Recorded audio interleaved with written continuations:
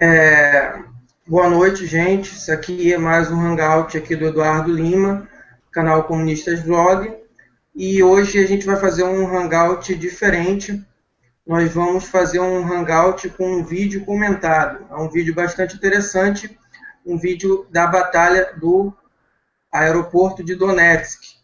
Se você nunca ouviu falar disso, não é nenhuma surpresa, porque essa batalha, essa guerra da Ucrânia, pouco está sendo noticiado aqui na nossa imprensa brasileira, imprensa ocidental de um modo geral. Então, vamos começar explicando um pouco, contextualizando essa batalha aqui.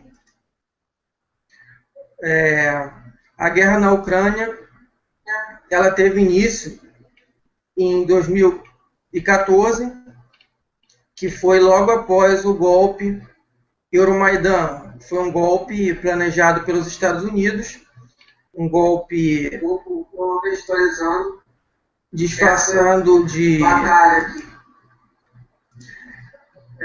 um golpe que foi bem disfarçado, né? Diziam que era uma manifestação popular, mas popular não tinha quase nada. Um governo democrático foi deposto lá, havia descontentamento com aquele governo, mas quem depois, o governo que entrou no lugar desse governo do Yanukovych foi deposto, foi uma junta pró-americana, formado por pessoas de extrema direita, e essa junta ela passou a cometer massacres contra os russos do país, com o intuito de provocar a Rússia para uma guerra. E essa batalha do aeroporto de Donetsk começou quando o exército ucraniano foi ocupar a região russa do Donbás, a região também conhecida como Bacia do Don, que é formada pelos estados de Lugansk e Donetsk. Então, como vai ser o hangout? Nós vamos postar aqui uma... Não, peraí, eu posso, já meter na colher, eu posso falar? Pode falar. Porque eu estava esperando você fazer o discurso e aí até agora nada. Você vai fazer o discurso ou não? Nandinho. Peraí, deixa eu falar com o Eduardo. Só um resumo breve aqui do que o Nandinho queria falar. É que quem entrar aqui com um papo anticomunista e for desrespeitoso vai levar banimento. Pronto. Não era só isso não. Eu queria também falar que faço um convite especial para militantes do PSTU e do PSOL participar do Hangout, né, para poder explicar e entender o que aconteceu na Ucrânia. Né? Então, o convite também é para o militante, o filiado, simpatizante do PSTU e do PSOL. Né, Eduardo? Sim, aqui o meu canal está aberto, entendeu? Isso. Aí o anticomunista babaca, né, o liberal babaca que veio aqui para trollar, né, ou para fazer pergunta idiota, né, para defender o setor de direita ou qualquer coisa parecida, né, aí você já corta com a tesoura na hora, sem explicação, balbal para você. Né. E também queria fazer um outro anúncio aqui, né, que eu também tenho meu canal, que é o Debate Socialismo, que é o grupo lá, né, e também faço hangouts relacionados à política nacional, questões nacionais. Mas vamos aí acompanhar o canal do Duduzinho, do Eduardo, para entender o que está acontecendo. O link para poder entrar no Hangout, né, no Hangout do Eduardo, que está aí, está na descrição do YouTube. Né? Você clica nesse link, vai abrir outra janela do Hangout, você entra aqui dentro. Né? Mas se você for um anticomunista, um palhaço, né, você vai cortar na hora esse pessoal aí. Pode seguir, Eduardo. Tá bom. Já tem 6 espectadores aqui. Espero que tenha muito mais. E vamos lá, como eu ia dizendo, houve esse golpe armado pelos Estados Unidos, a chamada Revolução Colorida, que é uma revolução feita com apoio do exterior, para derrubar um governo que não é satisfatório para os interesses dos Estados Unidos. E eles implantaram lá um governo pró-americano e russofóbico, com a ideia de provocar a Rússia para criar um foco de estabilidade para separar a Rússia da Europa. Essa é a situação da Ucrânia. A Ucrânia hoje é uma zona de ocupação ocidental. Não é um governo independente, como a mídia tenta mostrar aí.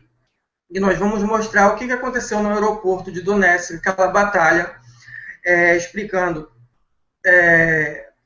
Os soldados ucranianos eles ocuparam o aeroporto de Donetsk com a ideia de usar as paredes grossas daquele aeroporto para poder bombardear as áreas civis do Donbás, bombardear casas.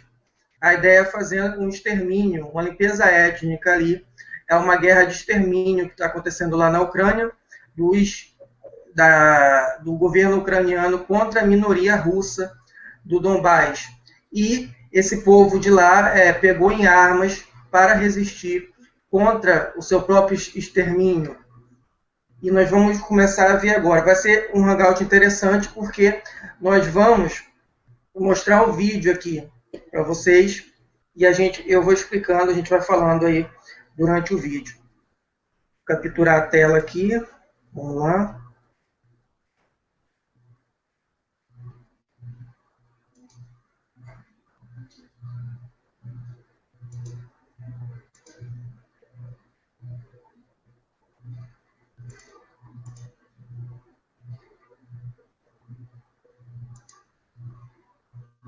Vocês estão vendo aí já a tela?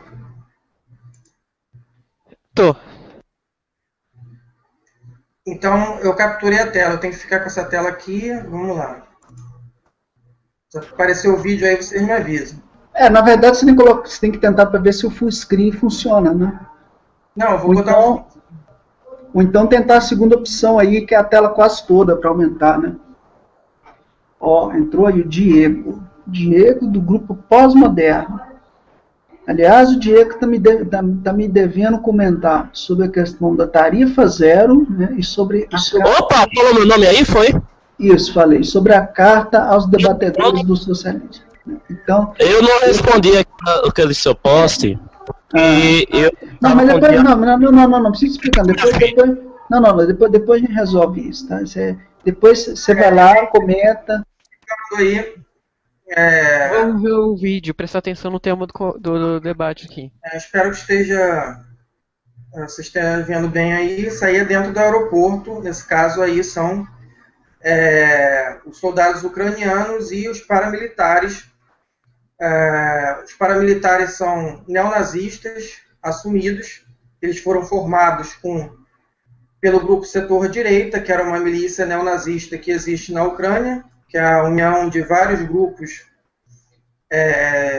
nazistas da Ucrânia, e essa união se chama Setor Direita. Aí, como vocês podem ver, eles estão saindo do aeroporto. No primeiro momento, está mostrando o aeroporto como era antes, e agora está já no período da guerra. Aí vocês vão ver aí as cenas impressionantes do ataque, né? Usaram praticamente tudo contra aquela população. E aí?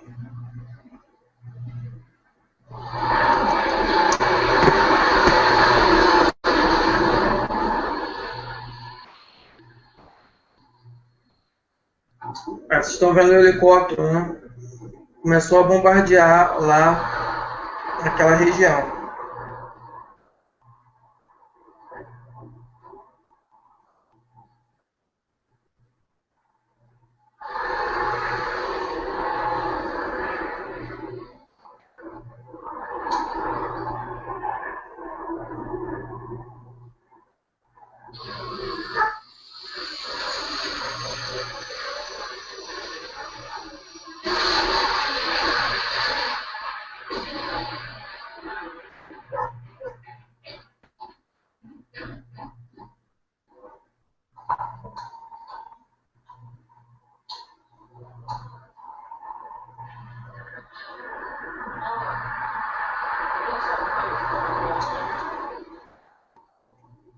Oi, Tati, perguntou alguma coisa? Perguntei nada.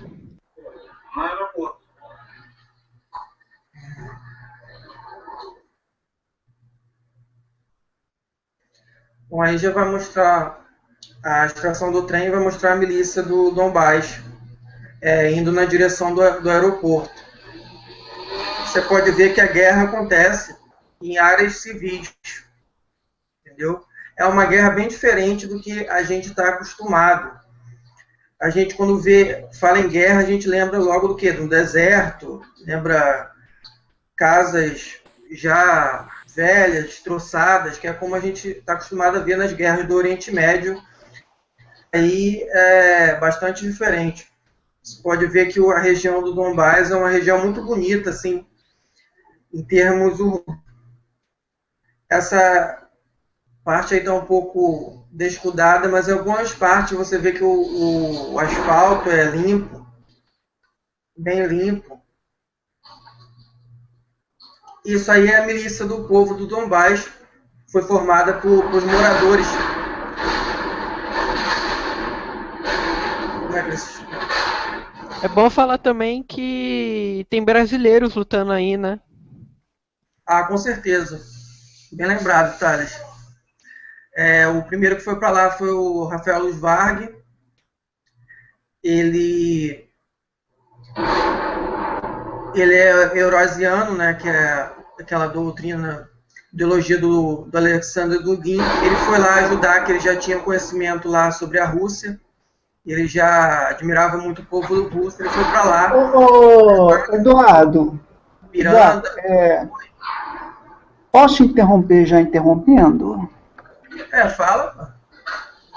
Porque nós temos aqui o comentário do Felipe Lima, né, que deve ser uma peça figura que você conhece, possivelmente está se referindo a mim, né? O Felipe Lima, no chat do vídeo, ele está comentando o seguinte, né? Que agora esses políticos do caralho que salvam a Ucrânia, Ava, né? Depois ele comenta. Aí, Eduardo, tira esse político comédia aí que acha que as palavras escrotas vai salvar o mundo, né? Exclamação, né? E depois ele comenta. Todo mundo sabe que a mídia é controlada pelo governo, ninguém é burro para saber. Na verdade, ele escreveu: todo mundo sabe que a mídia é controlada pelo governo. Mas, enfim, isso aí não tem problema faltar o acento, né? Deu para entender a frase. Depois vem aqui o Tiago Furlaneto. Está parecendo que isso aqui é fake, né? Mas vamos lá. Você acha que o ISIS vai se alastrar? Eu não sei se isso é uma afirmação ou se isso é uma pergunta. Se isso é uma pergunta, eu repasso a pergunta para o único que sabe responder aqui, que é o Eduardo, né? Então, eu vou passar... O ISIS já está se alastrando, inclusive há informações de que ele já chegou na Ucrânia. Aí a gente não sabe se ele foi por conta própria ou se foi direcionado, provavelmente foi direcionado, aproveitando da área de conflito para tentar provocar a Rússia, né?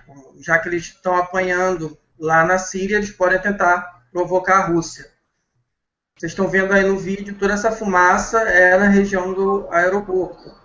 E aqueles lá na estrada eram milicianos do Donbás. Uma coisa que vocês têm que reparar é que os milicianos, eles usam uma faixa branca no braço. Já quando mostrar os ucranianos usam uma faixa amarela. Eu não tenho certeza, mas provavelmente isso aí deve ser para eles se policiarem sobre o uso de snipers, essas coisas, para não ter fogo amigo. Eu acredito que seja isso, para diferenciar um soldado do outro. Pode falar. Querendo interromper, já interrompendo, aliás, o Eduardo Duduzinho pode acabar me banindo, né? Eu queria aqui pedir para o pessoal que estiver assistindo, né, para pegar o link do YouTube e colocar nos grupos do PSTU e do PSOL, né, para que o militante possa acompanhar, né, e entender o que está acontecendo, né? Aí o pessoal pode enviar perguntas pelo chat ou entrar aqui ao vivo, né, no Hangout, utilizando o link que está na descrição do YouTube, para apresentar suas dúvidas e opiniões em relação a essa live, né? Uma pergunta, a live está com um tema direcionado ou ele é tema livre? Não, o tema, esse Hangout é do Eduardo, não é Hangout meu, né? O tema é sobre o aeroporto de Donbás. Tá? Só outra coisa que eu queria salientar aqui, né? Que inclusive que eu acho que esse Felipe Lima ele estava se referindo a mim.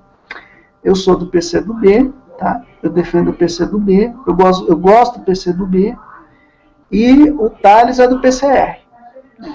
Mas, enfim, era só esse pequeno pingo no i que eu tinha que colocar aqui. Pode seguir aí.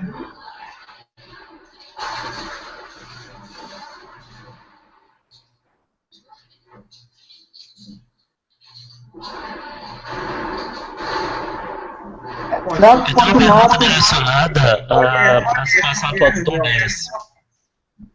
Eu gostaria de fazer uma pergunta. Pode fazer.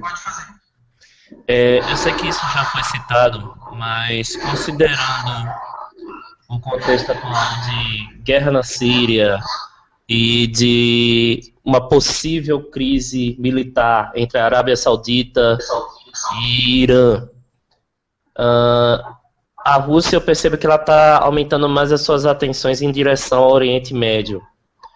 A situação atual do Oriente Médio impactou em relação ao Donbass? E outra, em relação àquela questão do ISIS, da imigração síria, ela está ocorrendo também ali nessa região do Donbass. Como é que esses imigrantes sírios estão sendo recebidos na região do Donbass? E se o ISIS realmente estiver nessa região, qual seria o lado em que ele apoiaria exatamente? Obrigado. Tá. Com certeza apoiaria a Ucrânia, já que o ISIS, grande parte dele é comandado pelos americanos. Já há N informações aí mostrando os americanos dando armas para o ISIS, salvaram ele, vários líderes lá, na hora que o exército iraquiano invadiu uma cidade lá de Ramadi. Eles são mercenários, eles foram formados pela oposição síria, mercenários da oposição síria para derrubar o Assad, e ele só mudou de nome. Então ele com certeza apoiaria, eles já estão apoiando, tem alguns lá apoiando o governo da Ucrânia contra os russos, né? E o governo da Ucrânia já declarou, vários ucranianos já declararam que apoiam o ISIS, já que eles são totalmente anti-russos, então eles apoiam o ISIS de qualquer forma. Aí que vocês estão vendo, ele está atirando com esse canhão na torre de controle do aeroporto, na torre onde estão os militares ucranianos. Eu tenho uma outra indagação para fazer, aliás, não é só uma indagação, também tem que comentar aqui o que o pessoal está falando aqui no chat do YouTube, né? A minha indagação é o seguinte, né? Pelo que eu vi no ano passado, me parece que um grupo do setor direita nazi-fascista que existe na Ucrânia pretende levantar uma comissão de militantes, né? Militantes que eu estou dizendo aqui, entre aspas, né? Guerrilheiros, para ir lá para a Síria, para lutar junto com o ISIS contra a Síria e contra a Rússia. Isso procede ou isso é mito? Houve essa notícia também, mas se eles forem para lá vai ser uma tremenda burrice, porque eles estão morrendo no Donbass. Se eles forem para lá, eles vão morrer muito mais facilmente, porque lá um grande contingente de tropas russas em solo. Ou seja, existe possibilidade. Está conseguindo derrubar avião russo, quanto mais eles. Não vai adiantar nada, entendeu? Um comentário em relação à afirmação de Luiz. A notícia que eu vi que, na verdade, o sector direita se disponibilizou a apoiar os Estados Unidos na luta contra o ISIS. Foi a notícia que eu vi. Eu não vi nenhuma notícia que dizia que o sector direito ia lutar ao lado do ISIS. O que eu vi é que o sector direito ia lutar ao lado dos Estados Unidos na Síria. Eduardo, qual é o ponto de convergência ideológico e tático em relação ao fundamentalismo islâmico do ISIS e os setores de direita que você tem na Ucrânia? Qual é o ponto de convergência ideológico entre isso e entre aspas, a filosofia religiosa do ISIS, né, e os interesses geoestratégicos multinacionais desses dois conflitos aí? A questão é que o ISIS está contra a Rússia, porque a Rússia agora é a que está combatendo eles realmente lá, e a questão do setor direita, que é anti-russo também. Então essa é a convergência. Mas na construção ideológica, né, entre esse setor direito e a composição religiosa do fundamentalismo islâmico, qual é o ponto de convergência desses dois? Os dois são radicais demais. É o extremismo. A única diferença é que um é religioso, o outro é ideológico. Saddam Hussein, eu acho que é motivo prático, porque o sector direita e o ISIS, o meu momento. Saddam Hussein, com o exército que ele tinha nos anos 80 e 90, né, que aliás era o 5º exército do mundo, ele teria condições de vencer o ISIS nos dias atuais, caso esse exército existisse? Sim ou não? O ISIS, depois de formado, é difícil dizer. Ele ia ficar como o Assad está, tentando lutar contra o ISIS, entendeu? Mas é diferente, porque o que aconteceu foi que o ISIS só surgiu porque o Saddam Hussein foi derrubado. Porque você destrói o país, você acaba com a infraestrutura do país, infraestrutura organizacional, militar. Aí os terroristas Saddam Hussein fazem a festa. Eles têm mais espaço para agir. Saddam Hussein era uma ditadura de direita, ideológica, econômica, sim ou não? Eu não sei se você sabe, Luiz, mas o partido do Saddam Hussein era o Ba'ath, que era um partido supostamente socialista. Inclusive, existe uma série de partidos com a denominação Ba'ath, ou Ba'ath, eu não sei falar árabe, me desculpe aí, que eles se dizem partidos socialistas, certo? Inclusive, o partido que apoia o Assad é um Ba'ath também, certo? Então, eu acho assim que, teoricamente, o Hussein, ele seria um líder de caráter, era um líder de caráter populista, e que foi transformado em um cara que tinha fins também militaristas, mas foi transformado pela mídia norte-americana uma espécie de demônio dos anos 80 e 90, né? Porque enquanto ele estava lutando contra o Irã e o Kuwait, ele era o melhor amigo do mundo, né? Enquanto ele estava lutando contra o Irã. Depois que ele invadiu o Kuwait, virou o inimigo, né? Era a questão do petróleo, né? Ô, Eduardo, posso passar aqui os comentários dos vossos amigos que estão nos acompanhando?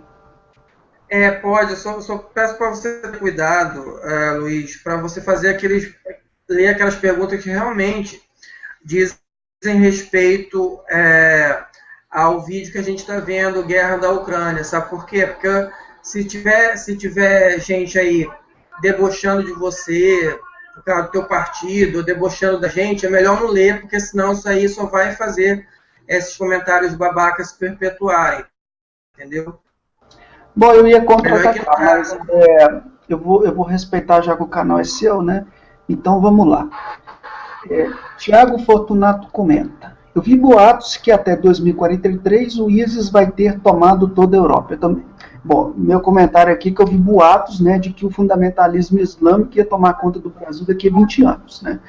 Mas enfim. Tiago Fortunato: eu queria me alistar para a resistência da Nova Rússia, mas não tive oportunidades e não falo russo. Eu acho até que seria interessante o Eduardo depois comentar sobre as organizações socialistas que haviam lá e o líder socialista que foi morto lá no Nova Rússia, né? Continuando aqui. Fábio Viana da Silva: essa batalha acontece apenas para dominar um aeroporto ou essa é apenas uma parte fundamental para dominar a cidade de Donetsk? Interrogação. Aí a pergunta tem que repassar para o Eduardo, que é ele que sabe responder isso aqui, né? Quem saberia responder seria o Eduardo, André Ortega, Cristiano Alves, quem mais aqui? O Alejandro Acosta, né? E eu não sei responder. O aeroporto é o seguinte: ele é uma área estratégica porque os ucranianos, eles ficaram lá, se entrincheiraram lá e começaram a bombardear as áreas civis da cidade. Eles usavam as paredes grossas do aeroporto para se proteger do contra-ataque da milícia Novorossia. E eles começaram a bombardear sem trégua, bombardeava escola, bombardeava áreas civis, entendeu? Então, necessário retomar esse aeroporto para tentar diminuir esse bombardeio que eles estavam fazendo lá daquela população. Agora, em termos de, vamos dizer assim, o aeroporto está completamente destruído. Ele foi necessário ser tomado justamente somente por isso, para evitar que eles de lá de dentro bombardeassem a cidade. Mas o aeroporto tem que ser reconstruído. Ô Eduardo, o Thales está comentando aqui que você está fixando a tela em mim. O pessoal está vendo a minha cara ao invés de estar vendo o vídeo. Viu? Acho que você tem que corrigir a configuração. Peraí, vamos.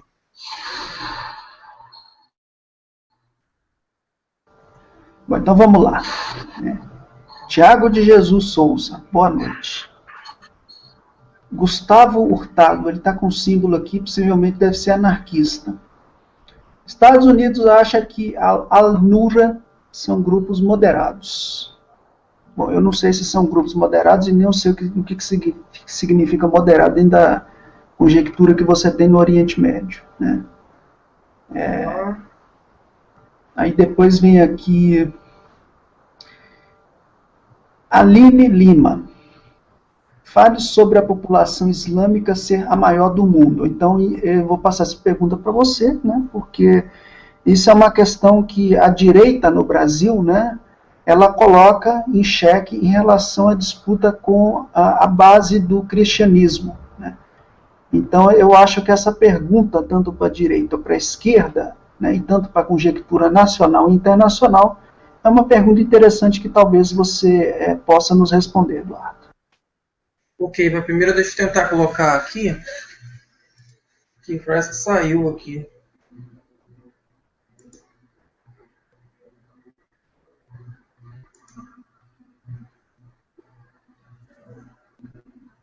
Tentar capturar a tela aqui de novo. Esse que é o problema, vamos lá.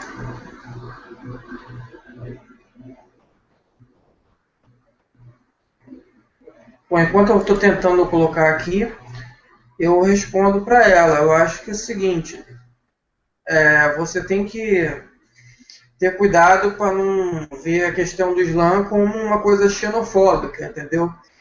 A direita tenta ver dessa forma, colocar cristãos contra muçulmanos, como se fosse...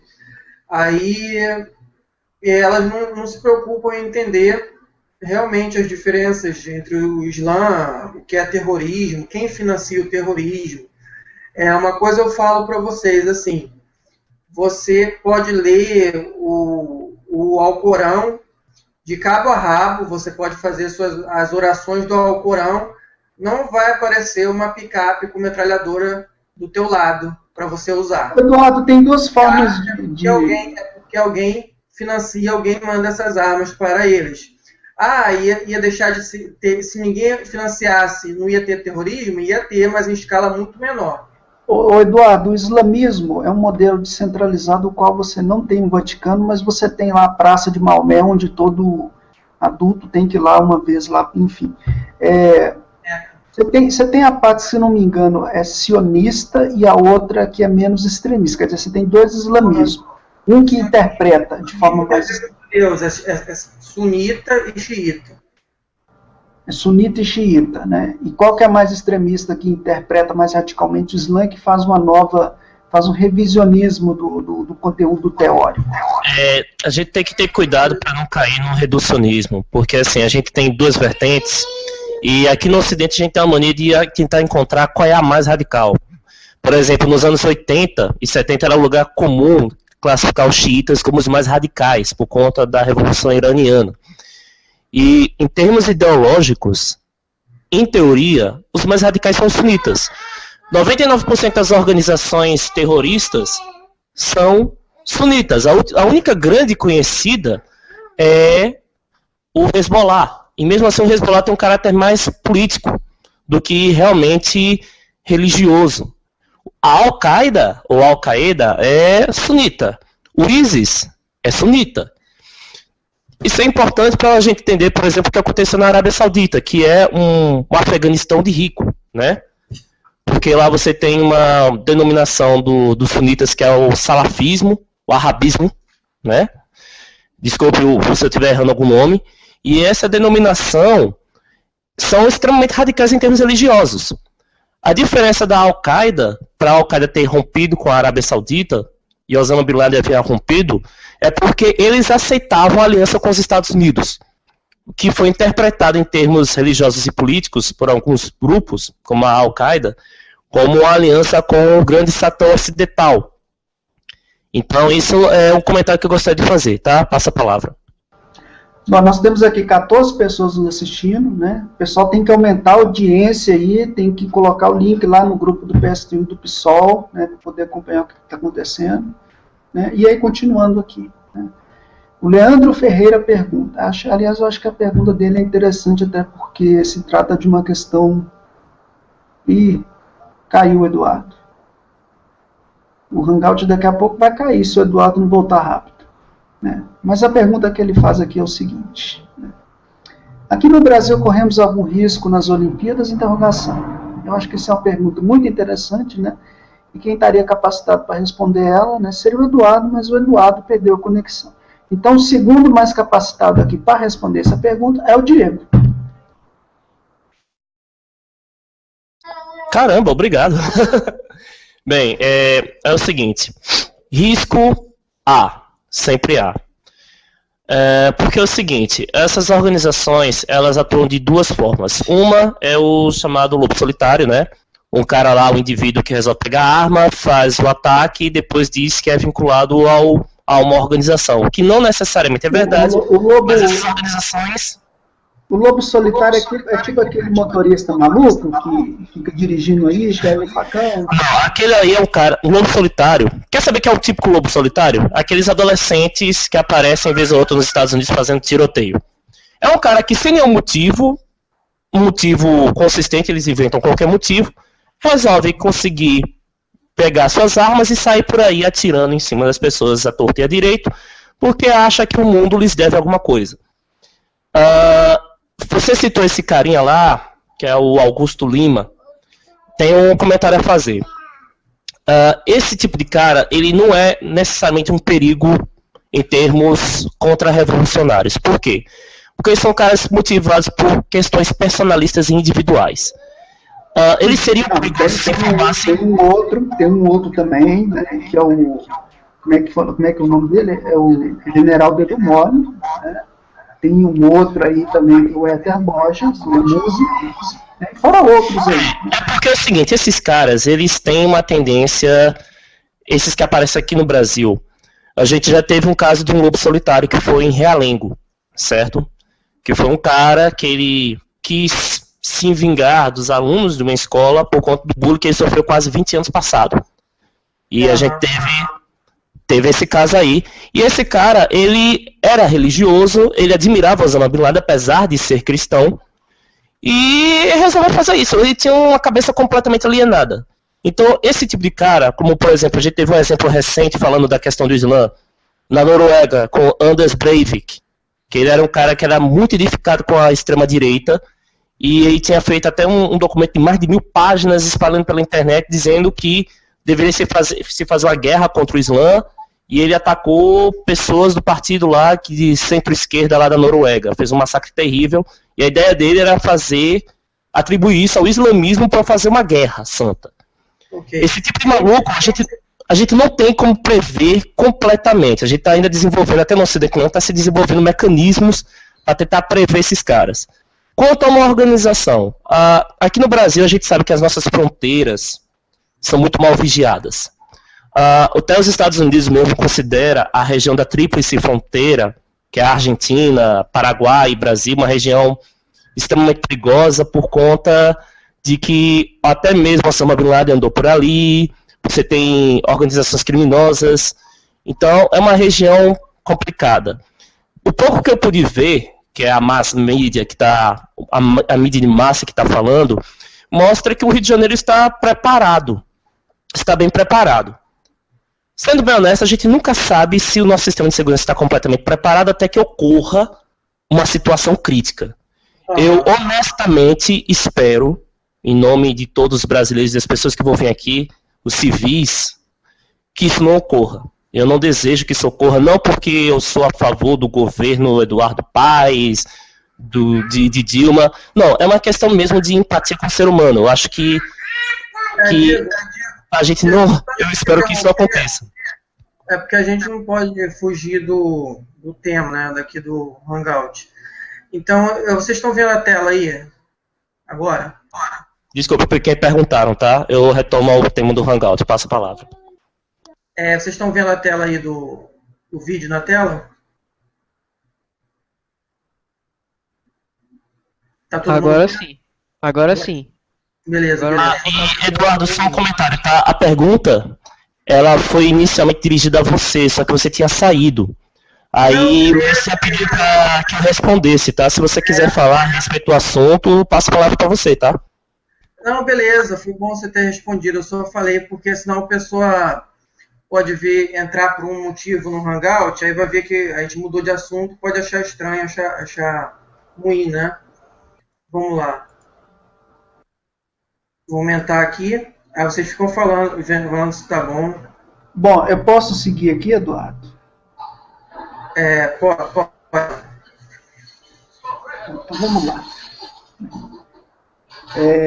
Para a Arábia Saudita, anarquista Gustavo Hurtado, né, ele comenta. Para a Arábia Saudita, Al-Nusra, grupo moderado, e o Hezbollah, grupo terrorista. Depois ele comenta. Saddam Hussein era aliada dos Estados Unidos. Tiago de Jesus Souza, porque os Estados Unidos caçou ele. Não, mas essa caixa está com... Enfim, olha, tem um outro comentário aqui que é em relação a você, Eduardo.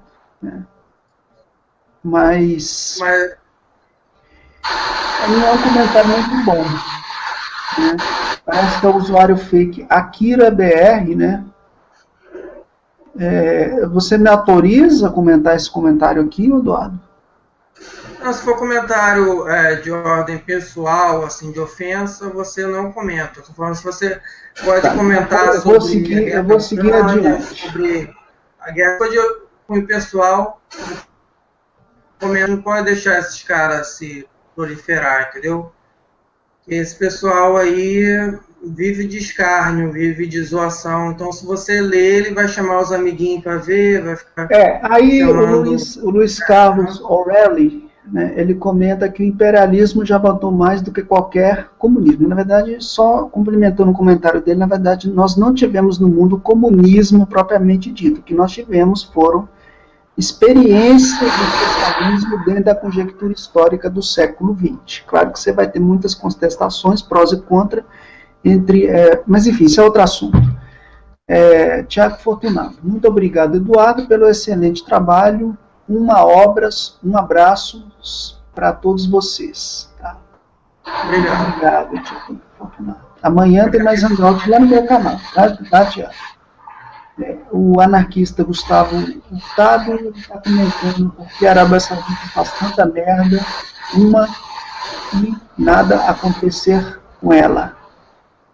Eu acho que talvez, apesar de que, enfim, seria interessante você comentar alguma coisa em relação à Arábia Saudita, né, o posicionamento dela em relação ao ISIS, apesar de que o assunto é sobre Donbass, mas, enfim, você fica aí livre para comentar ou não. Né? O Luiz Carlos O'Reilly comenta que o nacionalismo demais é pior que qualquer coisa. Discordo. Né? Mas, enfim. O comunismo demais ajuda o governo e o povo que se engana. Esse aqui não dá, não.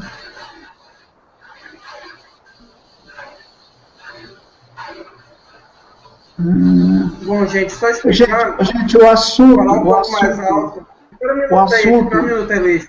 Explicando isso aí. Tá muito alto. Isso aí é a milícia chamada Batalhão Motorola, tá? Que é um dos principais, dos melhores batalhões lá do Donbás. Isso foi dito, inclusive, pela mídia britânica. É um dos melhores batalhões. E tem um sujeito muito carismático, que é o Motorola, que ele é um russo, que ele foi para o Donbás. Ele nasceu na Rússia, mas ele foi para o Donbás para poder ajudar a milícia da Nova Rússia. Pode ver que é o símbolo deles aí. E esse vai estar na descrição, tá? Vocês podem ver, eles não têm um uniforme, eles ainda não tinham uniforme da milícia mesmo, de exército mesmo, porque eles são milícia, eles foram formados por moradores daí. Pode ver, muitos nem têm capacete, nem usam, né, capacete, preferem não usar, mas muitos nem têm. Eu já vi vários vídeos aí em que os milicianos estão na trincheira descalços ou de chinelo, e que muitos russos foram para lá não só para entregar ajuda humanitária, mas também para entregar uniformes para eles. Em muitos casos, eles usavam capacete da Segunda Guerra Mundial, que hoje em dia não serve para parar absolutamente quase nenhum tipo de bala, nem estilhaço de bomba consegue parar um capacete da época da Segunda Guerra, devido ao avanço da tecnologia. Pode continuar, Luiz. Uma pergunta para ti em relação ao perfil ideológico dos membros brasileiros do Donbás. Eu queria saber quais são o pensamento ideológico dos brasileiros que estão lutando pelo Donbás, pelo menos a sua maioria. E uma pergunta: esse pessoal, porque a guerra da Ucrânia ela não vai durar indefinidamente, e mesmo que dure, é natural que esse pessoal retorne. Há uma perspectiva desse pessoal aqui no Brasil, uma célula de resistência, até de caráter militar, ao governos neoliberais no Brasil? Você sabe disso? Não, eu não acredito nisso. Respondendo, eu não acredito nisso, até pelo perfil deles. Por exemplo, o Luiz Varg, ele é muito contraditório, o pessoal ficar até sacaneando ele nas redes sociais, por ele ter postado algumas coisas assim, mais voltado para a direita. Ele é um cara que ele foi, inclusive, preso em manifestação, que seria considerado manifestação de direita. Ou seja, não tem um perfil. Os brasileiros que foram para lá, alguns são de esquerda, mas tem outros que não têm um perfil ideológico muito formado, mas eles foram lá para ajudar. Inclusive, por exemplo, o Miranda e o MacGyver, que foram lá, inclusive eles falaram que foram lá porque viram os meus vídeos, viram que tinha gente sofrendo lá, e ele até me perguntou, o Miranda, engraçado, ele me perguntou no chat do Facebook, como é que eu faço para ir para lá? Aí eu falei, você entra no site, na página Frente Brasileira de Solidariedade com a Ucrânia, que é lá que eles estão enviando. Aí depois eu esqueci disso, deixei para lá. Aí depois ele foi para lá. Aí eu nem me lembrava mais. Aí eu entrei no chat, eu pesquisei ele no chat, fui ver. Quando eu fui ver, estava lá, eu dou a resposta para ele. Quer dizer, eu nem me liguei, mas aí ele foi para lá. Uma indicação. Pode falar. Só um detalhe, no caso do MacGyver, né, que estava desempregado, ele vendeu a própria moto, porque não é a Nova Rússia que arca com a despesa de viagem. Tá? Quem arca é a própria pessoa, ou o próprio voluntário, ou uma determinada comissão, que ajunta capital para o voluntário poder ir lá. Só que a milícia, né, que sustenta aquele miliciano. Tá? Então, o guerrilheiro, entre aspas, né, ele não arca com nenhuma despesa própria, vivendo lá, lutando pelo Novo Rússia. Tá? Agora, a despesa de viagem, quer dizer, pegar o avião, ir lá para Moscou, de Moscou ir para não sei o que da fronteira, e depois ir lá para Novo Rússia. Isso aí é por conta do guerrilheiro. Tá? Do guerrilheiro. Foi bom você ter falado, viu, Luiz, que eu tô com uma dúvida. Qual é essa coisa toda de fechamento de fronteiras por conta da imigração síria? como é que tá para ir da Rússia para a Ucrânia? É uma pergunta que só da Rússia para a Ucrânia tá, não vou dizer fácil, mas é assim, a fronteira da Rússia com a Ucrânia não foi fechada. Os ucranianos tentaram fechar, mas a milícia não deixou, porque é por ali que passam as armas para a milícia de Donbás. A Rússia nunca assumiu publicamente, mas ela está ajudando sim com armas. Eu queria salientar que no caso do Rafael, né, ele foi bastante dominado, né, por algumas militantes e organizações partidárias, né, da Quarta Internacional, né, enfim, mas o próprio André Ortega comenta que o Rafael Marques, acho que o nome dele é esse, ele não tem um perfil ideológico muito bem definido. A oposição dele de ir para lá foi para defender a Nova Rússia. Agora, muitos dos voluntários que vão, eles tendem a uma perspectiva mais à esquerda contra o imperialismo, né, entre aspas, neo-americano, né, se é que eu posso dizer dessa forma. Eu posso continuar aqui comentando o que o pessoal está dizendo? Só para salientar esse negócio ideológico mesmo. Realmente, a maioria dos brasileiros que foram para lá, eles não têm um perfil ideológico definido. Alguns são de esquerda, declararam que são de esquerda, mas outros não têm um perfil ideológico. O Luiz Wagner, ele segue o Dugin, Alessandro Dugin, a quarta teoria. Não vou ficar explicando aqui o que é, porque eu não sei, também eu não sou um especialista na quarta teoria do Dugin, depois você procura aí ver o que é. Mas, na entrevista que eu fiz com o ucraniano Dmitry Kavro, ele falou que a maioria das pessoas lá do Donbás querem uma república soviética. A maioria de lá querem um governo socialista lá. Isso aí me surpreendeu muito, porque eu imaginava que sim, tinha muito saudosismo com a União Soviética. Empresas foram nacionalizadas, né? Eu não imaginava que eles queriam mesmo, que era a maioria da população. Segundo Dmitry Kavro, que é ucraniano que nasceu lá, falou que atualmente eles querem sim, mas isso aí é muito complicado conseguir, porque tem a questão do Putin. Ao Putin não interessa que se forme um governo socialista ali, já que ele não é socialista, não é comunista, e isso pode ter impacto dentro da Rússia também. Os comunistas de lá querem fazer a mesma coisa, então quer dizer... isso aí deixa eu só avisar. Esse é o Give, também é um miliciano muito bem conhecido lá. Eu queria salientar... segurança de shopping antes de entrar para a guerra aí no Donbás. Eu queria salientar para os espectadores, né, que alguns estão comentando aqui, esse hangout ele é feito por comunistas, mas o assunto não é comunismo, nem falar, comunismo deu errado, deu certo, não sei o quê. Esse hangout não tem nada a ver com isso, tá? Não tem nada a ver com isso. Seguindo aqui para as perguntas, né, para os comentários aqui.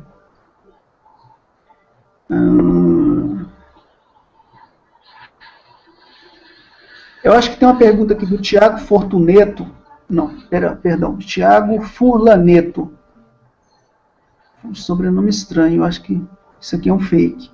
Ele está perguntando o seguinte: estamos na beira de uma terceira guerra mundial? Interrogação. Eu acho que essa pergunta ela é interessante até para o Luiz Cavalcante, para o Eduardo e para o Diego. Então, eu vou responder primeiro. Olha... atualmente eu estou um pouco mais tranquilo, entendeu? Mas quando começou o golpe na Ucrânia, quando começou o governo ucraniano matando um monte de russos lá, eu pensei assim comigo, fiquei até muito assustado, eu pensei, caramba, a terceira guerra mundial começa amanhã. É o pensamento que eu tive na época. Mas depois, com o tempo, houve uma... reorganização da correlação de forças, a milícia conseguiu dominar várias partes do território, o governo ucraniano está desmoralizado, o exército está desmoralizado, porque perdeu 2 vezes quando tentou invadir, e com forças muito maiores. Então, o que acontece?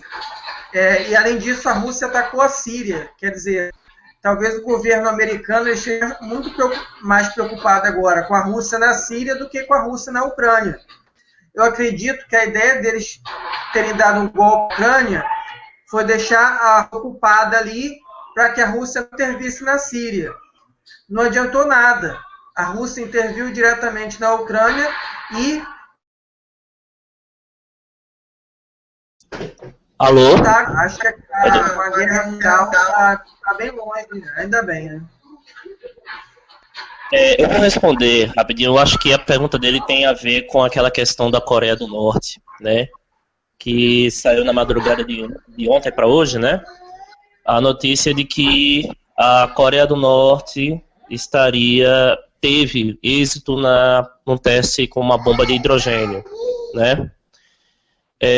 Veja só, tem uma guerra mundial, a gente só sabe quando os historiadores falam que teve, porque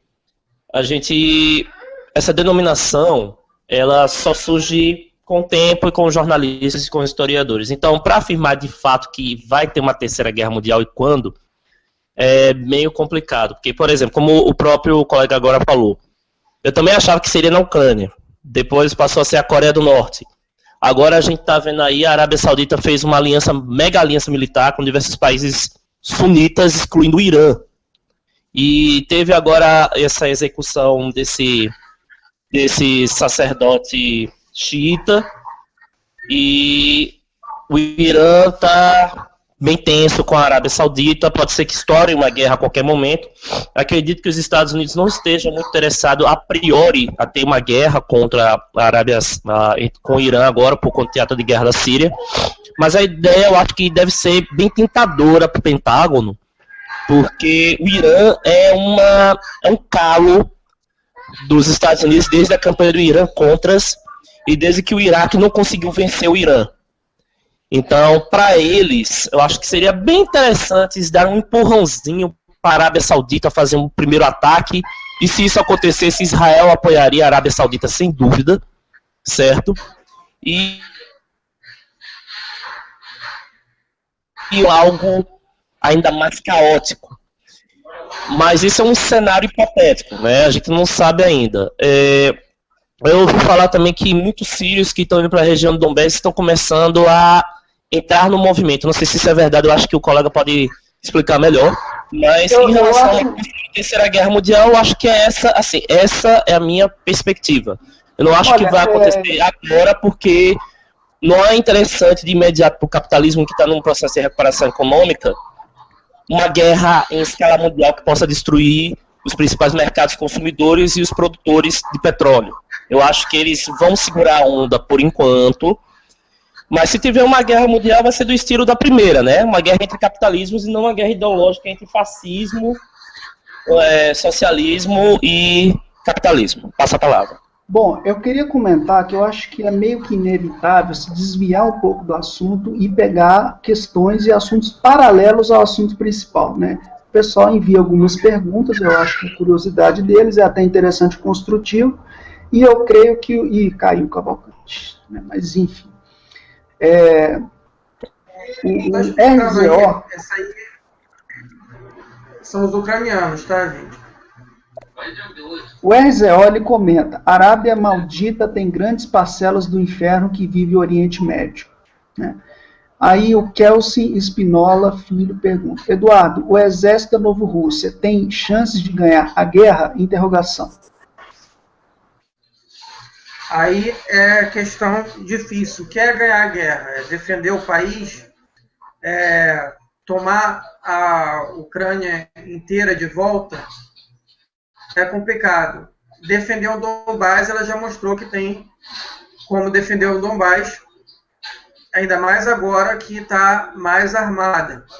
Agora, se vai conseguir derrubar o governo Poroshenko, isso aí já é muito mais difícil, porque não depende só dela.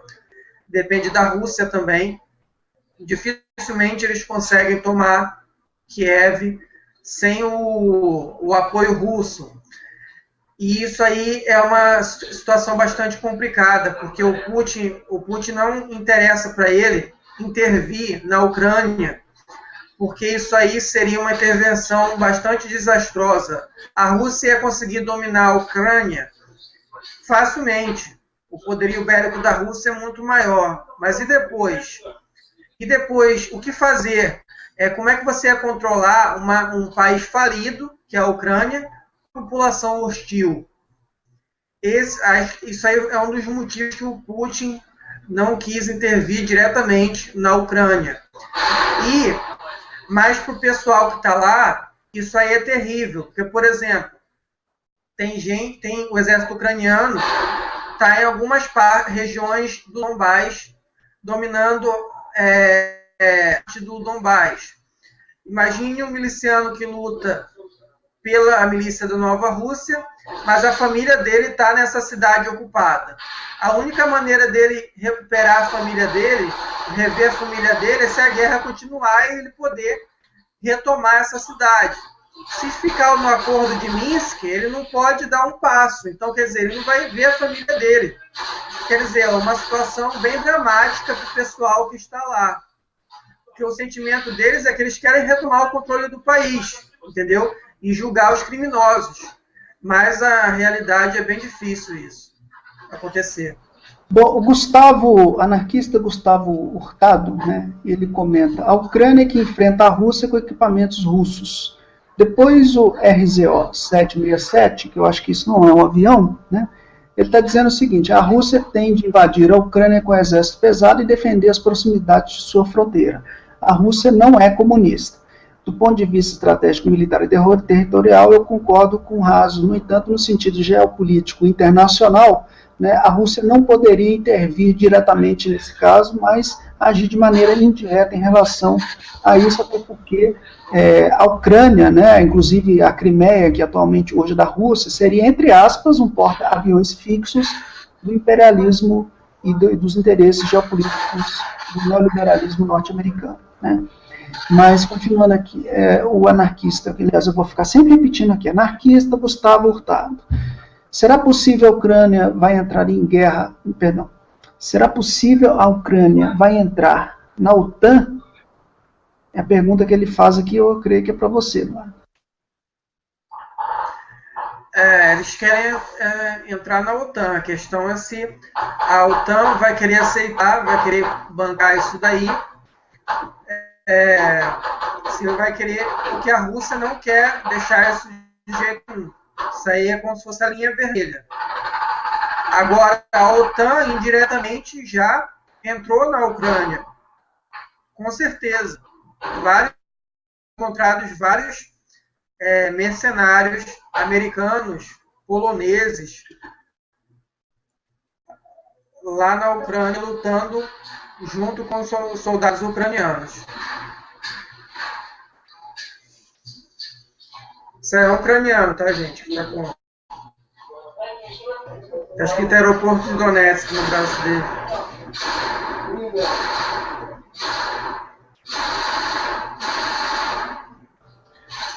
Posso seguir aqui?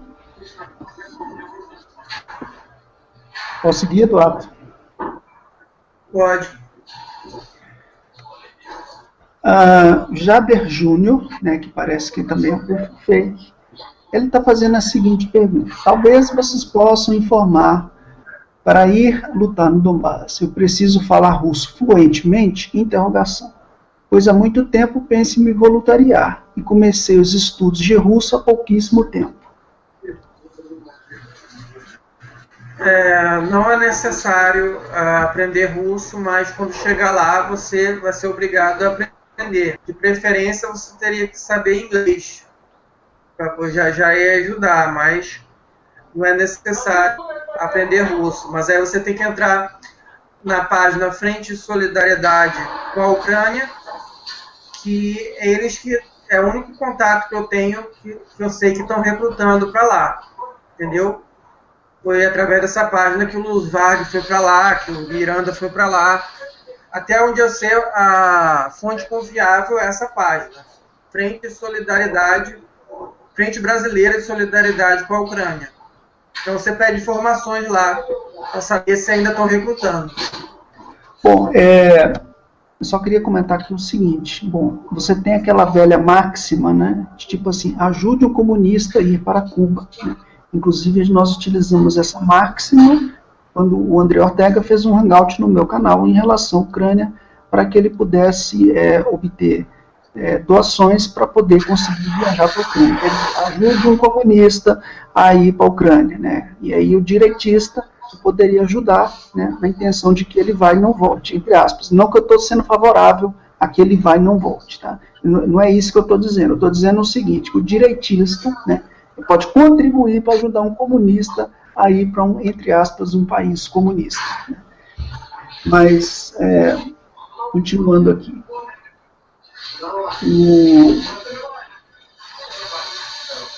Eu acho que tem um comentário interessante, que é do RZO767. Putin inteligentemente jogou a batata quente da Ucrânia para o Ocidente. Talvez esteja aí a falta de interesse russo em tomar o país.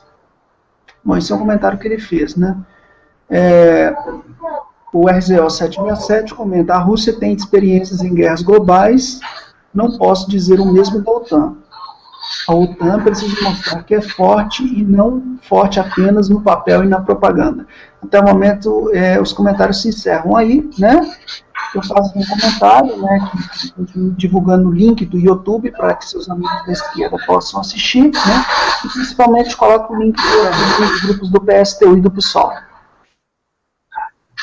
Esse rapaz tem razão, porque a OTAN, ela, se comparado com o exército russo, a OTAN é um poder muito fraco, só tem na propaganda mesmo. Porque a OTAN é um exército formado por vários países diferentes, além de ser bem menor do que a força russa. A Rússia tem um comando centralizado. E a OTAN perdeu guerra para o Afeganistão, lá para o Talibã. Então, a OTAN não tem uma força a ponto de poder enfrentar a Rússia diretamente. O problema é que se houver uma guerra entre a OTAN e a Rússia, o confronto pode levar a uma guerra nuclear. O medo é esse, né? Você sabe como a guerra começa, mas não sabe como ela termina.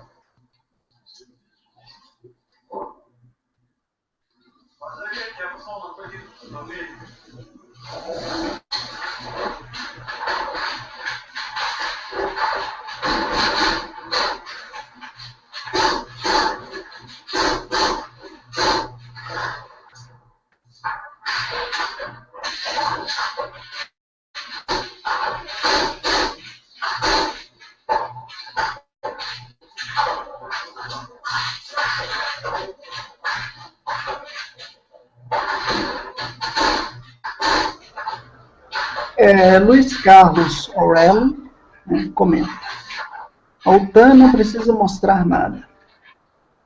A OTAN é forte. Nenhum país inteligente vai entrar em uma guerra contra o mundo todo. A OTAN, no caso, é a Organização do Tratado Atlântico Norte. Aí o mundo todo está entre parênteses. O mundo todo, né, alguns países como se fosse todo. Né. Seria idiotice da Rússia entrar em guerra contra a OTAN. Poderia até ganhar, mas custaria muito caro. Aliás, né, enfim, eu não vou comentar mais. Gustavo Tado está dizendo: será que os Estados Unidos podem mandar armas nucleares para a Ucrânia? Interrogação. Eduardo. Pergunta de novo, que eu não ouvi direito. Ele está perguntando se os Estados Unidos podem mandar arma nuclear para a Ucrânia. Arma nuclear? Não tenho certeza. Não tenho certeza, porque eu não sei até que ponto o Obama confia no governo ucraniano, entendeu? E eu não sei até que ponto o Obama ainda pensa em esquentar as coisas para a Rússia, ou se ele vai... como se diz, desistir, né, de fazer continuar provocando a Rússia. Talvez ele esteja querendo já esperando a aposentadoria dele. Aí depende do próximo presidente.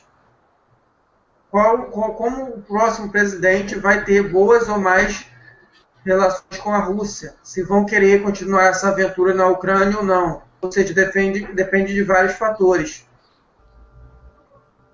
Então, acho que eles não nem assinar acordo com a OTAN, eles tiveram para mandar armamento nuclear, eu acho muito difícil.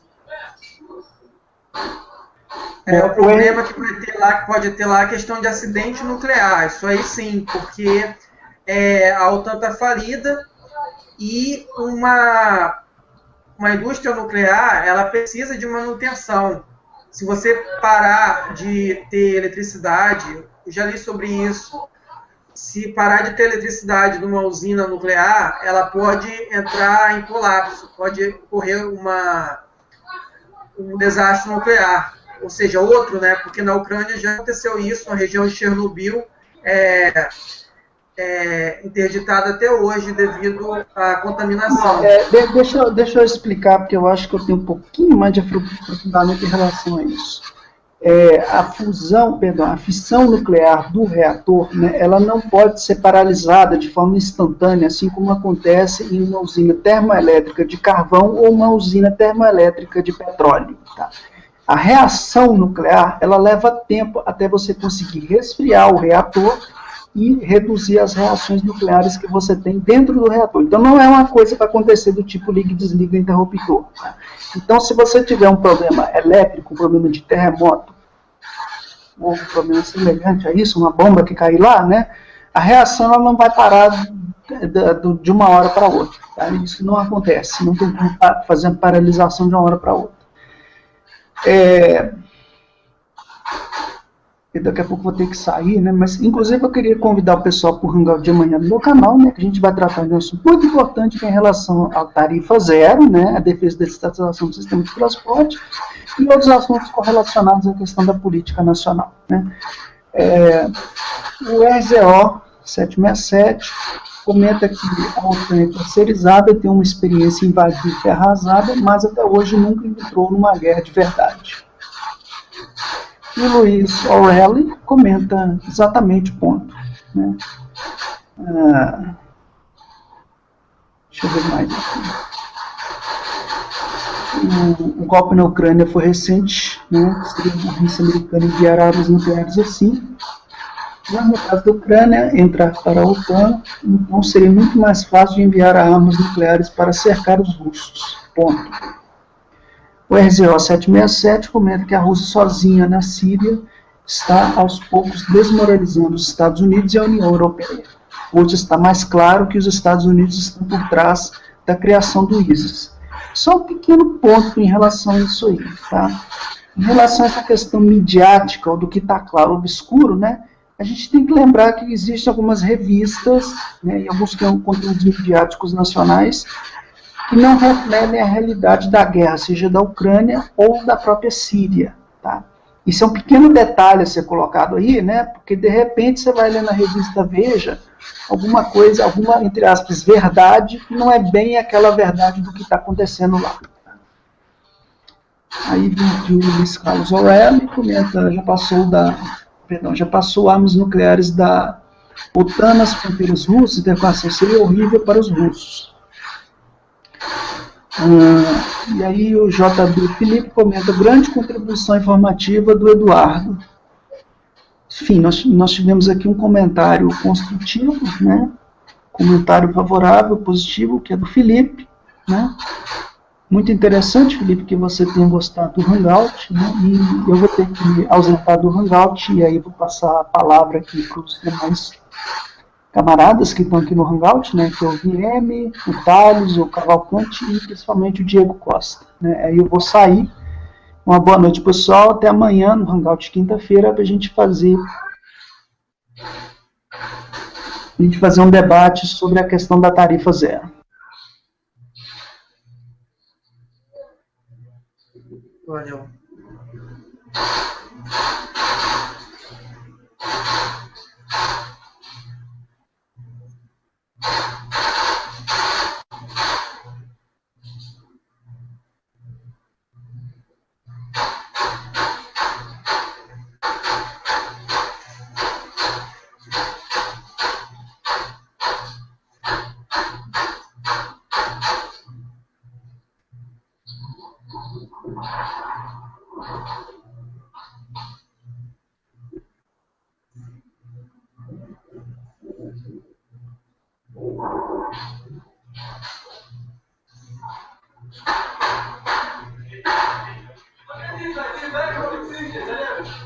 passar, que eles estão dando muito ano nisso.